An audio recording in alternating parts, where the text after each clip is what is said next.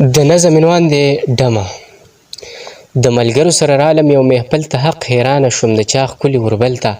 ما ملګرو ته ویل څومره بې حیا ده، یوه پیغله په محفل کې په ګډا ده. د حیا جامې یې نه وې په ټول تن کې، خو ورو ورو مې ختمېده ساه په بدن کې. چار چاپېره پکې ناست ښایسته ځوانانو، حیا راغله پکې ناست ډېر مشرانو. پیغلې ستا په تماشه هر یو سړی و، هر طرف ته د سګرټ لوګی لوګی و. ای پیغلې ستا په تماشه هر یو سړی و، هر طرف ته د سګرټ لوګی لوګی و. اوښکو اوښکو دواړو سترګو کې زما شوې، دغه پیغلې ته مې سترګې ورګویا شوې. پیغله ورو ورو په محفل کې بې پردې شوه، غلې غلې زما خواته رانږدې شوه. لکه څنګه چې ستا سوچ کې بې حیا یم، داسې نه یم ګورې لور زه د هوا یم. خو څه وکم مجبورۍ نه په ګډا یم، ستا په شان زه د پښتون کور کې پیدا یم. زما پلار او وروڼه ټول په نشو سره دي، داسې نه ده چې په خېټه څوک نه هر دي.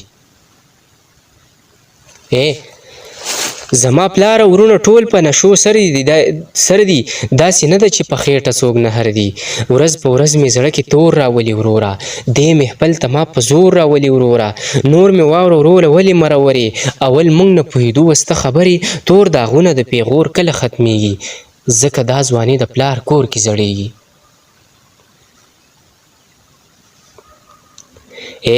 داسې ده لکه هیرو کې پټ لالونه، د دې ډمې دا 4-5 لفظونه چې نشې د بې غیرتو خلکو کار دی. د نشې خاوند د ډمې ښځې پلار دی، د دیان ناسته په دغه یو محفل کې، ځکه نشته دی شوخي په غزل کې.